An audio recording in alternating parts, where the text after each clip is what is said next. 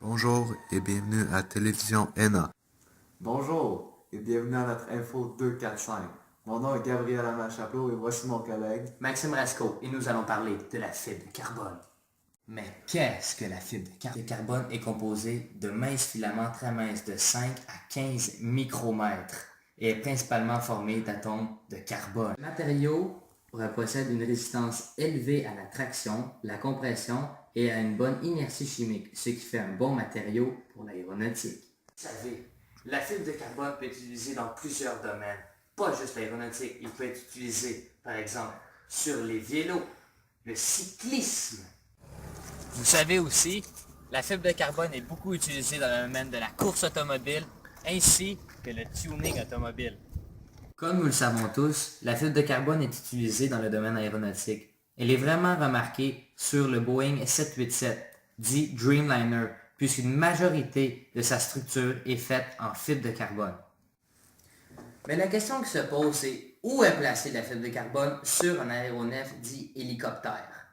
Sur un hélicoptère, la fibre de carbone peut être pratiquement partout.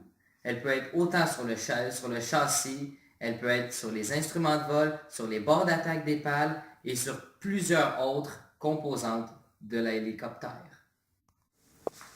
Mais alors, quels sont les procédés de fabrication pour faire une pièce de fibre de carbone? Premièrement, il nous faut un moule, de la résine, ainsi qu'une feuille de fibre de carbone. Dans notre cas, ce sera le journal puisque le budget ne nous le permet pas.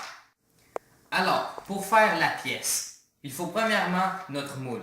Ensuite, nous prenons notre feuille découpée de fibre de carbone, nous la mettons sur le moule. Ensuite, on prend la bonne quantité de résine et on l'applique sur le moule, en fait, sur la feuille.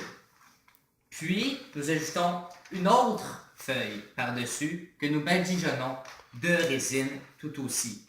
Il faut en mettre la bonne quantité pour la bonne pièce. Par la suite, nous prenons notre pièce de fibre de carbone et de résine, nous allons l'insérer dans un four dit autoclave. Pour des fins de budget, c'est un four conventionnel. Mais qu'est-ce qu'un four autoclave? Très bonne question, cher auditeur. Un four autoclave est un four sous vide, assez grand pour contenir plusieurs pièces et qui sert à les chauffer. Et maintenant que la pièce vient de passer son temps requis au four, nous pouvons la sortir.